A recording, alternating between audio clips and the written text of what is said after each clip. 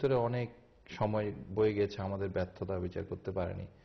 এখন অনেক কথা এরকম বলা যাবে, কিন্তু আমি মনে করি যে বিষয়টি অতটুকু আমলে না নিয়ে, যেহেতু একটা তদন্ত কমিটি গঠিত হয়েছে, তদন্ত কমিটি তার তদন্ত কাজ শুরু করবে এবং আমি বিশ্বাস করি প্রপার ইনভেস্টিগেশনের মধ্য দিয়েই বেরিয়ে আসবে কারা অপরাধী।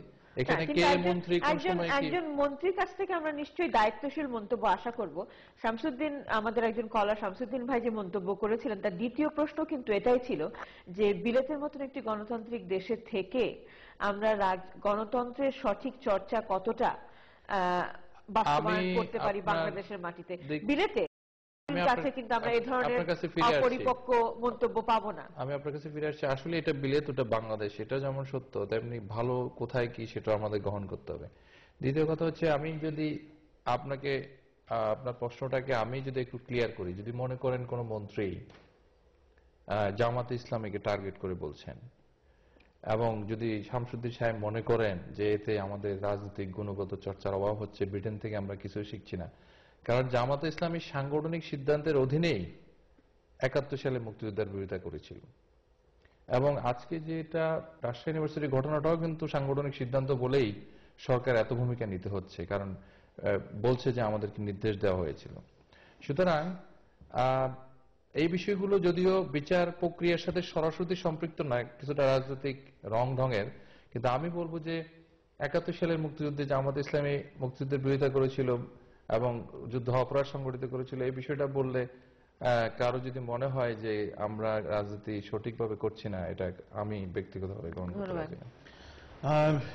দুঃখ লাগছে সৈকত সাহেবের প্রতি, উনি একজন ব্যারিস্টার হয়েও এইভাবে আগেই, মানে কারো বিরুদ্ধে অপরাধ প্রমাণিত হওয়ার আগেই কাউকে অপরাধী হিসাবে ডাকা ওনার কাছে অন্যায় মনে হচ্ছে না। উনি যে ব্যারিস্টার মানুষ, দুঃখ লাগছে আমার।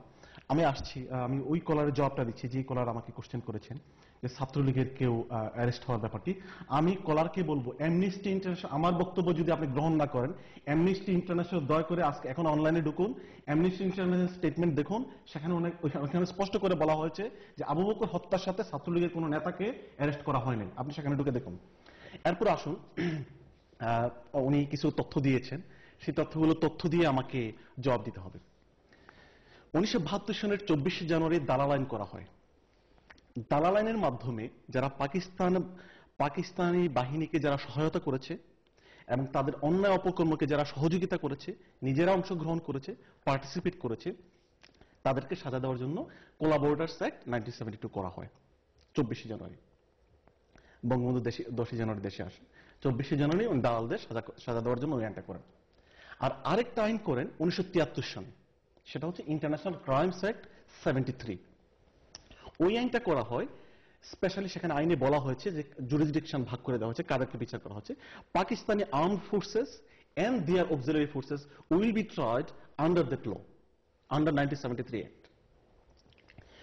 1972 সনে যখন কোলাবোরেটরস অ্যাক্ট করলেন বঙ্গবন্ধু, তখন ওই আইনের অধীনে উনি কথাটা বলেছেন, আমি রিপিট করে, 100,000-এর উপরে সারা দেশে লোক অ্যারেস্ট হয়। আমরা 72-এর আমাকে শেষ করতে দেন পরের সিচুয়েশন কিন্তু আমরা জানি, প্লিজ একটু শেষ করতে দেন। কারণ হচ্ছে যে আমি কিছু কথা একটু আগে বলেছি, আমার ওই বক্তব্যের সাপোর্টে আমাকে এই কথাগুলো বলতে হচ্ছে, ওনার বক্তব্যের কারণে আমাকে বলতে হচ্ছে। আমাকে শেষ করতে, প্লিজ আমাকে শেষ করতে দিবেন। 100,000-এর উপর লোকজন অ্যারেস্ট হয় সারা দেশে, 37,000-এর উপর লোকজন চার্জড হয়, এর মধ্যে 752 জন কনভিক্টেড হয়। 752 জন, 100,000-এর ভিতরে 752 জন কনভিক্টেড হয়। এর মধ্যে আসুন, জামাত ইসলামের নেতৃবৃন্দের বিরুদ্ধে মামলা করা হয়েছে তখন। এর মধ্যে আমি জামাত ইসলামের 2 জন নেতার নাম বলি, সেটা হচ্ছে আব্বাস আলী খান, এক্স আমির অফ জামাত ইসলামী, আর জামাত ইসলামের বর্তমান নায়েবে আমির মাওলানা Yusuf. He was arrested under that act, collaborators act. ওনাদেরকে অ্যারেস্ট করা হয় এবং আরো জামাতের অনেক নেতাদেরকে অ্যারেস্ট করা হয়। দেখেন, 752 জনের তালিকায় ওনারা পড়েন নাই। জামাতের নেতৃবৃন্দ কিন্তু অ্যারেস্ট হয়ে গেলেন। কয়েকজন টপ লিডার কে জেলে রাখা হইল। বঙ্গবন্ধু 73 সনে সাধারণ ক্ষমতা ঘোষণা করলেন। সাধারণ ক্ষমতা ঘোষণা করার পরে জামাতের নেতৃবৃন্দকে ওনারা জেল থেকে বের করে দেন। কারণ হচ্ছে যে ওনাদের বিরুদ্ধে হত্যা, ধর্ষণ, নারী নির্যাতন, অগ্নিসংযোগ, এই 4টা অপরাধ ব্যতি রেখে বঙ্গবন্ধু যে বলছে যে এই 4টা অপরাধ ব্যতি রেখে আমি সবাইকে ক্ষমা করে দেবো যারা পাকিস্তানের মানে পক্ষ অবলম্বন করছে, যেহেতু এই 4টা অপরাধ ওনাদের বিরুদ্ধে প্রমাণিত হয়নি এবং ইভেন তারা চার্জও হয় না, তাদের বিরুদ্ধে কোনো চার্জও আনা হয় নাই, ওনাদেরকে ওনারা মুক্তি দিয়ে দেন। তাইলে আসুন, যেই আপনি 72 টু 75 সময়ে আপনি জামাত ইসলামীর নেতৃবৃন্দের ব্যাপারে যাদের ব্যাপারে এখন কথাবার্তা বলা হচ্ছে, আপনি 100,000-এর মতো লোক অ্যারেস্ট করলেন, জামাতের নেতৃবৃন্দের বিরুদ্ধে চার্জ দিতে পারলেন না, ওনাদেরকে আপনার জেল থেকে বের করে দিলেন। এরপর 1973 সনে আপনারা পাকিস্তান বাহিনী এবং তার অক্সিলারি ফোর্সেসদেরকে বিচার করার জন্য 95,000 পাকিস্তানি সৈন্যের মধ্য থেকে, পাকিস্তানি সৈন্য এবং তাদের মিলিশিয়া তাদের অক্সিলারি ফোর্সের মধ্য থেকে 1,000-এর উপর লোকজনদেরকে ওনারা আইডেন্টিফাই করে, তারপরে আরো ফার্দার ইনভেস্টিগেশনের পরে 195 জনকে আইডেন্টিফাই করা হয়। এরপর 1974 সনের 9 এপ্রিল দিল্লিতে বাংলাদেশের পররাষ্ট্রমন্ত্রী ডক্টর কামাল হোসেন, ইন্ডিয়ার পররাষ্ট্রমন্ত্রী এবং পাকিস্তানের পররাষ্ট্রমন্ত্রী ওনারা সিগনেচার করে এবং বঙ্গবন্ধুর ঘোষণা সহ 195 জন যুদ্ধাপরাধীকে ওনারা ক্ষমা করে দেয়। এরপরে আসুন, এটা 74 সনের ঘটনা। দেখেন 72 থেকে 75 আপনারা জামাতের নেতৃবৃন্দকে অ্যারেস্ট করলেন, ওনাদেরকে জেল থেকে বের করে দিলেন, ওনাদের বিরুদ্ধে কোনো মামলা করলেন না, 195 জন যুদ্ধাপরাধী লিস্টে জামাতের নেতৃবৃন্দ ছিল না। তাইলে যুদ্ধাপরাধী ইস্যুটা it has been closed. But আপনারা 96-এ ক্ষমতা আসছেন, তখন এই কথা বলেন নাই, এখন ক্ষমতায় আসছেন, এখন যুদ্ধাপরাধের বিচার আবার বলতেছেন না যুদ্ধাপরাধের বিচার আমরা করবো না, আমরা বলবো crime against humanity. Shafiq Ahmed Saheb বারবার বলেছেন, I think you are aware of this, যে মানবতার বিরুদ্ধে অপরাধ। তো মানবতার বিরুদ্ধে অপরাধ যদি জামাত ইসলামী নেতৃবৃন্দ করে থাকে, ওনাদেরকে কেন আপনারা জেল থেকে বার করে দিলেন? কেন ওনাদের বিরুদ্ধে চার্জ আনলেন? আওয়ামী লীগ সময় বরাদ্দের প্রতি আপনার একটু নজর থাকবে, কারণ আপনি আপনার মন্তব্য আপনার এই জন্য বলবো যে আমি আসলে প্রথমে বলছিলাম বিষয়টা এমন একাডেমিক নেচার এবং আমাদের একটু সময়ের দরকার, এবং আমি খুব একটু আক্ষেপের সুরে বলছি যে ব্যারিস্টার আবু বকর সাহেব এজ এ লয়ার শুধুমাত্র হয়তো দলীয় আনুগত্যের কারণে যে কথাগুলো বলে গেলেন, আমি শেষ করে দিই। আমি একটা তথ্য দিচ্ছি, আমি খুব চেষ্টা করছিলাম আজকে না আসতে পারে শারীরিক অসুস্থতার জন্য, খুব শর্ট নোটিস ছিল। আমি জানি যুদ্ধাপরাধী ইস্যুটা আসবে, তো আমি খুব সামান্য কিছু স্টাডি করে আমি কিছু তথ্য মুখে বলার জন্য আপনাকে দেখাতে চাই। সেটা হচ্ছে যে 1972 সালে দুটো পত্রিকা নিউজ আপনাকে দেখাচ্ছি, এবং আপনারা যদি একটু হেল্প করেন এবং মনোযোগ দিয়ে শুনেন, কাছে আপনি সঠিক হলে তো আপনার হারানোর কিছু নেই। সংক্ষেপে বলতে হবে। জি, জামাত ইসলামী নেতা মাওলানা ইউসুফের যাবজ্জীবন কারাদণ্ড, এটা হচ্ছে যে 5 ডিসেম্বর 72 দৈনিক ইত্তেফাক থেকে। তারপরে হচ্ছে যে শহীদুল্লাহ কায়সার হত্যা মামলা, জামাত নেতা খালেকের 7 বছর সশ্রম কারাদণ্ড ও 10 বছর 10,000 টাকা জরিমানা। এটা 18 জুলাই 72 দৈনিক বাংলার প্রথম পাতায় প্রকাশিত রিপোর্ট।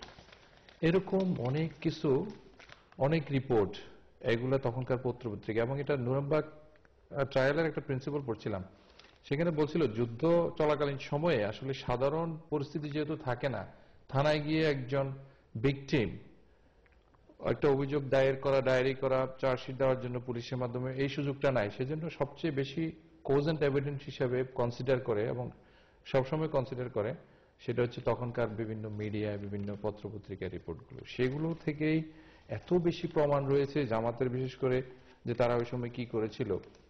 এবং উনি যেটা একটু আইনি, আমি খুব সংক্ষিপ্ত করার জন্য জাম্প করছি অনেকটা, 73 অক্সিলারি ফোর্স বলতে যেটা বোঝা হয় 1973 অ্যাক্টের যে অক্সিলারি ফোর্সের কথাটা, সেই অক্সিলারি ফোর্সটা বোঝাচ্ছে জামাতে ইসলামীকে যদি ইন্ডিকেট নাও করে কথার কথা, এটাকে ইন্ডিকেট করে রাজাকার বাহিনীকে কিংবা আল বদর বাহিনীকে, কারণ they were like a force, তারা directly commanded by the central force of Pakistan.